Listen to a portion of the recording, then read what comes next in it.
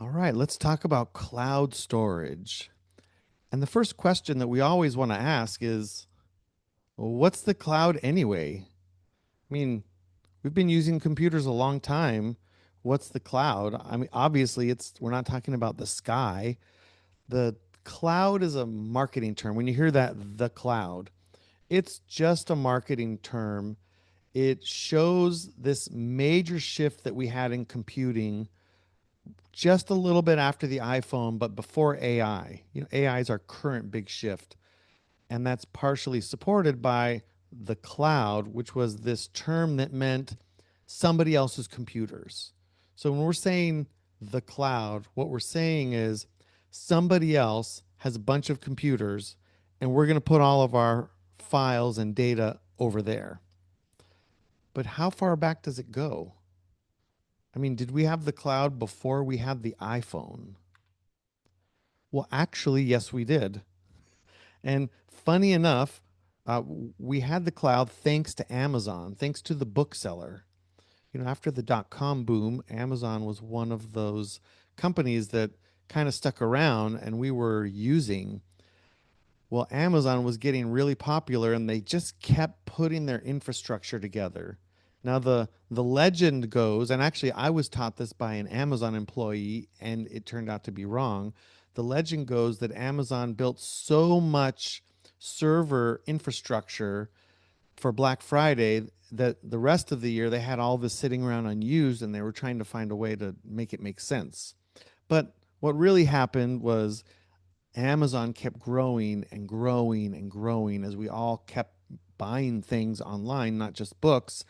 And Amazon had some of these brilliant engineers building these different layers of compute. They were building these utility layers with virtual machines and storage and networking. And once they had that really dialed in for Amazon.com, they decided to make this a business, Amazon Web Services. So that really is that's our big progenitor. That's still the big player in the cloud space. And I even spend a lot of my time like using and teaching Amazon Web Services. So how do we think about cloud service knowing that it's somebody else's computer? Well, let's say that you have a bunch of video files that you want to store and you don't want to keep them on your laptop, right? If you hang on a little bit, Judy, I'll get to some questions in a little bit. Thanks. Uh, in the old way, and some of us still do this, you might go and buy a hard drive, plug it into your computer, and now you've got your 4 terabytes, 8 terabytes, and you copy your files over. And that's fine just for you and me at our desk.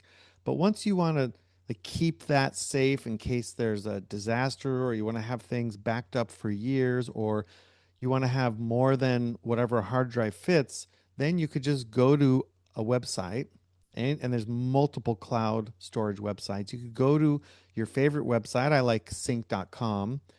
You can sign up for a free account and now you've got 5 or 6 gigabytes. You go, oh, I need some more space. You give them a little bit of money, and now you've got 2 terabytes or 5 terabytes or 10 terabytes, almost however much storage you need. And then if you're a business, you might go to Amazon and get something called S3. You can have virtually unlimited storage as long as you're willing to pay for it. And one of the key differences with the cloud versus just having storage is you want to have it available to you kind of self service. You go to the website, you sign up for your Dropbox account, or you sign up for a Gmail account. You can purchase additional storage at any time, day or night, if you want. You don't necessarily need to call somebody up on the phone and get them to help you out. That's one of the key aspects of cloud computing versus other services. So another way we can think about cloud computing is you can get to it from anywhere. You don't have to be sitting at your desk with a cable wired into a specific port. We do that in the enterprise for security, but generally cloud computing you can access your resources from your friend's house, from a Starlink on an airplane. Maybe you have internet access on a ship. Maybe you access it on your phone or on a desktop. And that ubiquitous access, that's another part of cloud computing.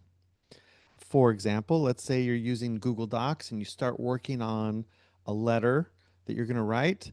You can close your laptop, grab your coffee, and go sit down at your desk and pick up the Google Doc exactly where you left off. Whereas before, you might have opened a Word document, left it on your laptop, and when you close your laptop, it's still on your Word, it's still on your desktop, that same Word document. So another consideration for cloud computing before we really get into like do we even need it is it's the idea that maybe you like go to a hotel once in a while. And when you go to the hotel makes sure that the plumbing works. They make sure there's hot water. They make sure that all the sheets are changed, that the doors work. They'll put you in a different room if there's a problem with that, rather than you having to purchase a house, which it wouldn't make sense to buy a house if you just needed a room for 5 days. It makes more sense to rent. So in this case, sometimes it makes more sense to rent a server for a month or two or even a year rather than purchasing the infrastructure to have that up and running, depending on what your needs are. So, besides the convenience, the other part of the cloud is we can say, well, these months out of the year, I only need this small amount, 4 servers. But when we get really busy or when we have a sale or when we send a promotion, I need 50 servers. And when you're doing cloud computing, and this not just cloud storage, because cloud storage will also scale as much as you need, you can have suddenly you have 10 terabytes or you have 100 servers to manage that.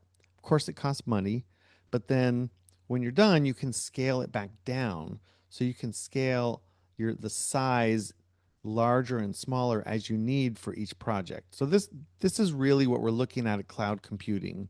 And finally, it's that you just pay for what you need. Oh, you just need 200 gigabytes of iCloud and that's enough? Okay, you pay $3 a month. Oh, you only need like 10 gigabytes of your critical backup files on Backblaze B2. Okay, it's 75 cents a month. That's it. That's all you pay. You don't have to pay $100 a year or um, some other service fee, depending on which model you're using. So you have to look at for business, we want to look at the operating expenses, the capital expenditures.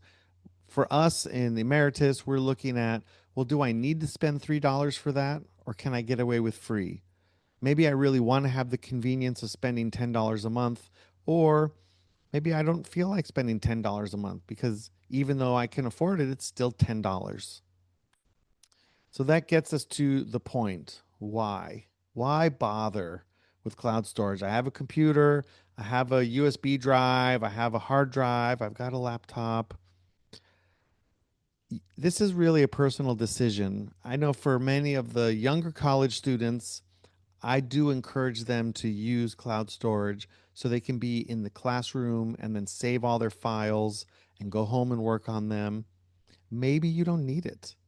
Maybe you find that you like to store things on your computer, but then be able to get them on your phone to show people later. This is something that I do. I say, oh, look at this document or this paper or this PDF that I'm reading. Let me save it to my cloud storage and I can grab it on my phone and show someone or share it later.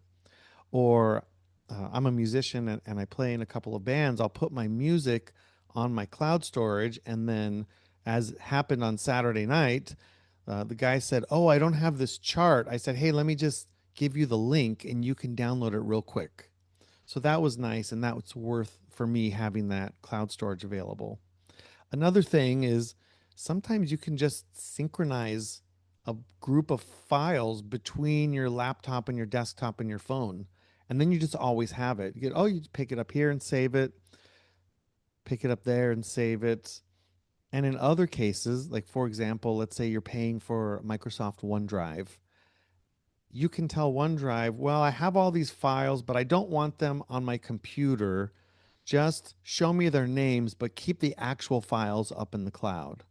And that might even save space if you have a smaller laptop, like let's say you only have 256 gigs or something, which doesn't seem like very much anymore. There is an issue. Besides my formatting, it looks like I need to go fix my slide. There's just a random hashtag in the middle there. Cloud storage isn't the same as backup, and we'll talk about backup another week. Cloud storage is better than nothing. It's better than losing your USB stick, but it's also, if you accidentally delete a file, it gets deleted from your cloud storage. Or in the worst case, let's say you put everything on Google Drive, for instance, and then Google decides that they don't like something you did, what something you did violates their terms of service. You might not know what it is, but then they cancel your Google account and you lose access to it forever. So just because you have Google Drive doesn't mean you're safe from losing the data. So it's just something to consider. Um, Dropbox, Drive, OneDrive, Sync, those synchronize files. It's a little bit different than backup, but it's still better than just having them on your backup drive and that's it. There are backup services like Backblaze and Carbonite, and um, it's called MSP 360. It used to be called Cloudberry or Arc or a few other things we'll talk about on another week. And those are real backups where if you delete it on your computer, or let's, heaven forbid, the coffee pot breaks and falls on your laptop and all of everything on your laptop is now dead. Well, if you have it on a backup, then you'll still get it. So let's ask ourselves, do I need it? Well, there's a lot of free services you can get. So it's probably fine to just have one that you have, even if you don't use it very much. And those are the same ones I've been mentioning here: sync.com, Dropbox, Google Drive, OneDrive. Here's a couple that I put in a little feature tab here. Let's see, can we see everything? Right. Yeah, we could see all that. We get Google Drive for free. 15 gig is pretty good for most people. If you get lots and lots of email, you might run out, and then you could always pay them $1 to get a little more space. That doesn't feel onerous to me. Windows OneDrive, I feel that Windows kind of bullies us into turning it on all the time, so I'm not a big fan of it right now. But for many people, it does work, and it backs up their files and synchronizes. And if it makes sense for you to do it, by all means. Um, I turn it on for my mom. It works perfect for her, and we don't have to pay any money. Dropbox is very fast and reliable. I used it for a long time. They do a lot of advertising now when you log in, so I've been using it less. I chose sync.com, I mentioned, because it's fully encrypted, and actually on the bottom of the slide, I guess I need to make it smaller, is iCloud. Let's see if I can make it fit. Nope, it's not going to fit that way. Oh well. iCloud only gives you 5 GB, and you can run out of that real quick if you have an iPhone with backup. So is that the only way? Like, no, you could actually have your own self-hosted cloud using your own equipment, an old server, or your own NAS or something like that. Although not very many people do that. There, there's probably one or two in the class that does have their own hard drive or their own NAS. I joined the club last over the winter break. I put a NAS in, and it gives you a few options here for do it yourself. If you have something like Nextcloud or the Ugreen NAS or Synology, you can have access to your files from anywhere, but those files are sitting on a hard drive at your house plugged in. So if the power goes out, you lose access to your hard drive. If your internet goes down, you lose access to your hard drive. It's okay. But there are options. We'll have a whole talk dedicated for SyncThing. That's my favorite synchronization tool that doesn't use the cloud. And I have lots of data on SyncThing, plus just these other options, file browser or whatever. So I'm going to stop the video here for YouTube, and then we'll take some questions in class. YouTube people that are listening, feel free to put comments on the video, and then hopefully I'll see them and get back to you in a reasonable time. Thanks.